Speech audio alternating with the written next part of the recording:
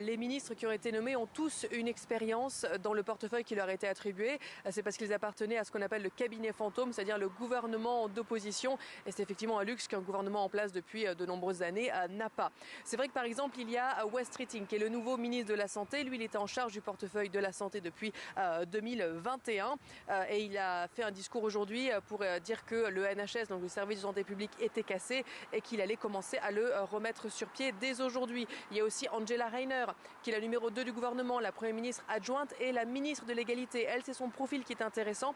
Elle vient d'un milieu très pauvre et elle a réussi à monter les échelons et maintenant son but est de faire que l'ascenseur social marche pour tout le monde. Il y a le ministre des prisons, James Timson, qui est le président d'une association pour la réforme des prisons et qui, dans son entreprise qui détient plusieurs magasins, donc différentes de cette association, embauche 10% d'anciens prisonniers. David Lammy, le chef de la diplomatie, lui, est en charge du portefeuille, pareil, des affaires étrangères depuis 2021, mais il est connu pour certains propos qui ont été critiqués. Il avait notamment traité Donald Trump de néo-nazi. Il fait partie de l'ancienne équipe de gouvernement de Gordon Brown, tout comme Yvette Cooper, qui est la nouvelle ministre de l'Intérieur. En fait, ce gouvernement est le plus féminin et celui où il y a le plus de personnes issues de la diversité ethnique et sociale.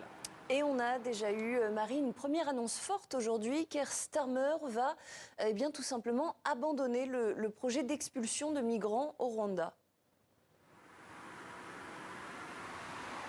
Oui, il l'avait promis avant la campagne et il l'a confirmé aujourd'hui. Il va abroger la loi sur la sûreté du Rwanda puisque c'est le nom de cette loi donc, qui permettait d'envoyer des demandeurs d'asile arrivés illégalement au Royaume-Uni, au Rwanda pour que leur dossier soit étudié là-bas. Il a dit que cette loi n'a jamais marché, qu'elle ne dissuadait même pas les migrants de traverser la Manche et il estime qu'avec les 80 millions d'euros que l'abrogation de ce projet de loi par année va lui permettre d'économiser, il va pouvoir créer une nouvelle unité d'enquête pour démanteler les filiales de passeurs. Il veut aussi un nouveau commandement de sécurité dans la Manche qui regrouperait plusieurs agences britanniques, notamment les services secrets du MI5. Et puis il veut aussi utiliser des pouvoirs antiterroristes pour que les policiers puissent fouiller les passeurs soupçonnés. Tout cela demandera une nouvelle loi et puis aussi de recréer des nouveaux liens avec le Rwanda, ce dont sera chargé donc David Lammy, le nouveau chef de la diplomatie, puisqu'il y avait déjà beaucoup d'argent, plusieurs millions